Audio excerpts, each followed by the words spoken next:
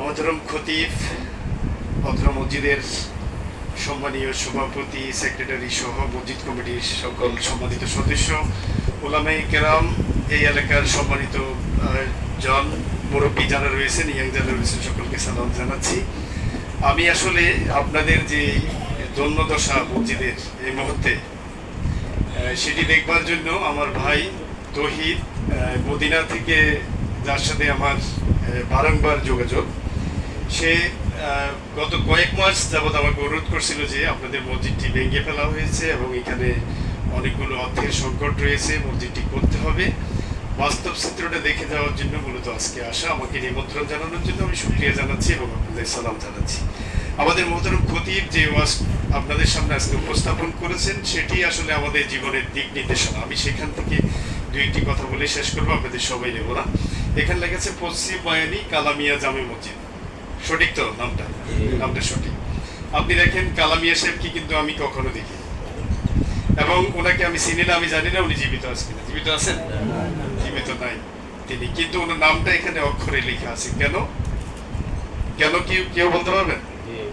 নিশ্চয়ই মসজিদের জন্য উনি কাজ করেছেন, জায়গা দিয়েছেন, মসজিদ নির্মাণ করেছেন। এটুকু উনি 60টি বিষয়কে আমাদের ধারণ করবার জন্য খতিব সাহেব বলেছেন, এবং সর্বশেষ যেটি ছিল সেটি কি আপনারা খেয়াল করেছেন?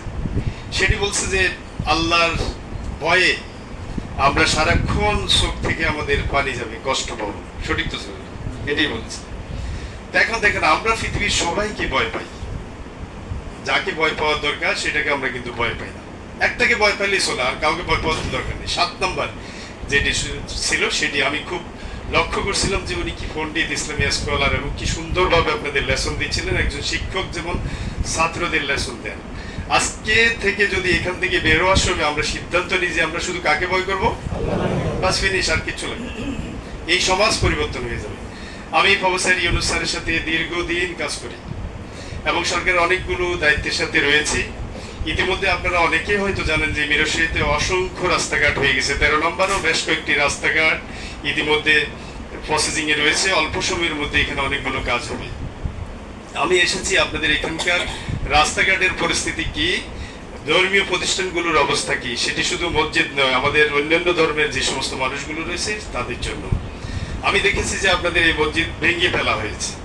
যদি আমরা আল্লাহকে ভয় পাই, তাহলে ওই যে প্রথমে বলছিলাম পশ্চিম বায়ানি কালামিয়া জামে মসজিদ, ওই কালামিয়া সাহেবের মতোই আমরা সবাই একটু একটু দান করলে, এর সাথে সরকারের যে দানটুকু আছে সেটা দিয়ে আমরা অবশ্যই এটা কি একটা সাকসেসফুল মসজিদ হিসেবে, যেটি মিরসরাইতে দেখার মতো একটা জিনিস হবে। আমরা কি রাজি আছি এতে? যার যেটুকু সামর্থ্য আছে, যেটুকু সামর্থ্য আছে, এটা শুধু ইচ্ছের বিষয়, আর কিছু না। আমি যেটুকু জানি, বিশ্বাস করি, সেটি হচ্ছে যে এই যে কালামিয়া সাহেব যেটুকু দান করে গেছেন, জমি অথবা ইত্যাদি ইত্যাদি, সেটুকু নিশ্চয়ই আল্লাহকে ভয় পেয়ে তিনি বুঝেছিলেন যে আল্লাহকে ভয় পেয়ে এরকম একটা জিনিস করে যাওয়া দরকার। আমরা দেখেন, আমরা কেউ জানি না, আমি ব্যক্তিগতভাবে ওনাকে চিনি না, কিন্তু আজকে থেকে এই নাম এটা আমার মাথায় সেভ হয়ে গেছে। আমি এই এলাকার কোনো মানুষকে দেখলে আমার মনে হবে যেন ওই কালামিয়া জামে মসজিদের এলাকার মানুষ। আপনারা দেখেন, একটা মসজিদের কারণে এই মানুষটার নামটা আমার কাছে সেভ হয়ে গেল। এরকম ভালো কাজ করলে আমাদের সবার ক্ষেত্রটা সেভ হবে। দেখেন, ইনি আমার আত্মীয় না, আমি চিনি না, জানি না, কিছু না, কিন্তু এই নামটা আমাকে এখানে দাঁড়িয়ে উচ্চারণ করতে হচ্ছে। আমি আশা করি যে আপনারা যে যেখান থেকে সামর্থ্য যেটুকু আছে সেটুকু করবেন। বাংলাদেশে 18-20 কোটি মানুষ, শত শত মসজিদ, মাদ্রাসা, শিক্ষা প্রতিষ্ঠান ইত্যাদি, সরকার একার পক্ষে এগুলো করা সম্ভব নয়। সকলকে এগিয়ে আসতে হবে সামর্থ্য অনুযায়ী, এবং এই সামর্থ্যের মধ্যে দিয়ে মানুষের এটুকু হয়। আমি যেহেতু এখানে দাঁড়ালাম, এটি আমার জন্য বিশেষ একটি দায়িত্বের জায়গা হবে যে এই মসজিদের জন্য কিছু করে দেয়া রাষ্ট্রীয় কোষাগার থেকে। আমি কথা দিয়ে যাচ্ছি, অল্প সময়ের মধ্যে আপনারা যদি ঠিক থাকেন, কিছু প্রসেসিং আছে সেগুলো মেনটেন করে, আমার মনে হচ্ছে যে ইতিমধ্যে একটা অ্যাপ্লিকেশন দেওয়া হয়েছে।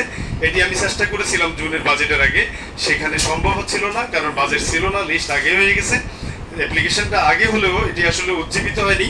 পরবর্তী সময় আমাকে আমার সম্মানিত তৌহিদ ভাই আমাকে বলছেন, এবং আমি কথা দিচ্ছি যে জুলাই মাসের যে বাজেট আসবে সেখানে অবশ্যই চেষ্টা করা হবে সেটার জন্য কিছু করবার, এবং আরও বিভিন্ন স্তর থেকে কি করা যায় সেটি দেখবার। দ্বিতীয় যে বিষয়টি, সেটি হচ্ছে যেহেতু রাষ্ট্রের বিভিন্ন জায়গায় দায়িত্বে রয়েছি, রাষ্ট্রের পক্ষ থেকে আপনাদেরকে একটু বিশেষ অনুরোধ করে যেতে চাই। সেটি হচ্ছে আমাদের সন্তানেরা অনেকে স্কুলে যায় না, পড়াশোনা করে না। বাবারা যারা এখানে বসে আছেন, তারা প্রত্যেকের কাছে অনুরোধ জানাচ্ছি, সন্তানকে সুশিক্ষায় শিক্ষিত করুন, 1 নম্বর। 2 নম্বর যে বিষয়টি হচ্ছে 5ই আগস্টের পরে হুজুর বলছিলেন যে আমরা ভয়ভীতির কারণে মসজিদে দাঁড়িয়ে কোরআনের যে সত্য বক্তব্যটা আছে সেটাও আমরা উপস্থাপন করতে পারিনি। এটি আমাদের বাস্তবতা ছিল নির্মম। এখন কিন্তু আমরা শিখে গেছি কিভাবে বলতে হবে। যেহেতু আমরা শিখে গেছি, আগামী দিনগুলোতে আমি হুজুরের কাছেও বিনয়ের সহিত অনুরোধ করব, জীবনে যেই কয়দিন আপনি এখানে মিম্বারে থাকবেন সেই কয়দিন সত্য কথাটাই একদম সুচ্ছ কণ্ঠে উচ্চারণ করবেন।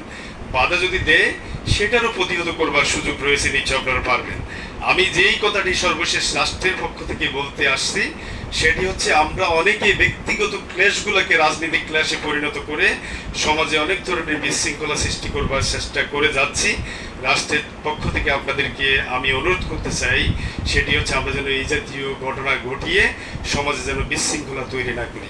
এবং আমাদের এই সমাজটা একসময় মসজিদ ভিত্তিক ছিল, মসজিদ থেকে পরিচালিত হতো। আমরা মুরব্বীদেরকে দেখলে আমরা এক্সপার্ট দিয়ে হাঁটতাম, সালাম দিতাম, ভদ্রতা দেখাতাম। এগুলা কি আছে না কমে গেছে নাকি একদম চলে গেছে? নিশ্চয়ই কমে গেছে। নাই বলছেন। সেই জায়গাগুলোকে ঠিক করার দায়িত্ব কিন্তু এই নাই যারা যারা বললেন তাদের উপর বর্তালো। মসজিদে বসে কিন্তু নাই বলছেন। নাই কেন সেটি হুজুর থেকে আগামী শুক্রবারে জেনে নেবেন। কোরআন হাদিস দিয়ে বলবে যে এটা নাই কেন, এটার জন্য দায়ী আমরা নিজেরাই থেকে। কারণ আমরা দায়িত্ব পালন করি নাই। আমরা ধরে 3 জনে মিলে সদ দিই নাই। এই সদ দেওয়ার বিধান যেদিন রহিত হয়ে গেছে সেদিন থেকে নাই বলা আমরা শুরু করেছি। এটাকে ফেরত আনতে হবে কি হবে না? হবে। হলে আমাদের সবাইকে দায়িত্ব নিতে হবে। সেই জন্য মুরব্বীরা যারা রয়েছেন তাদের বুদ্ধি, অভিজ্ঞতা এবং ইয়াংয়েরা যারা রয়েছেন তাদের শক্তি, সামর্থ্য, মেধা বিবেচনা দিয়ে এই সমাজকে ঠিক রাখার দায়িত্ব কার? নিশ্চয়ই আপনাদের। আমি তো আর দ্বিতীয় দিন হয়তো কখন আসবো আল্লাহ জানে।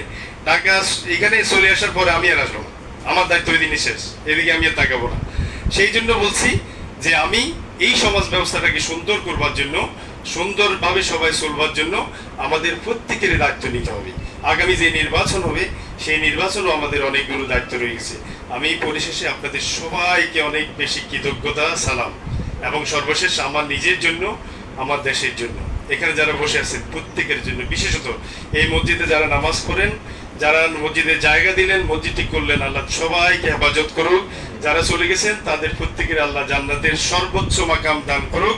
এবং সবার কাছে আবার দোয়া চাচ্ছি। আমি আবারও সম্মানিত বোধ করছি আমাকে দাওয়াত দেওয়ার জন্য, কথা বলবার সুযোগ দেওয়ার জন্য। আপনাদের সবাই প্রতি অনেক কৃতজ্ঞতা। সবাই ভালো, নিরাপদ, সুস্থ থাকবেন। ওয়া মা তৌফিকি ইল্লা বিল্লাহ। আসসালামু আলাইকুম ওয়া রাহমাতুল্লাহ।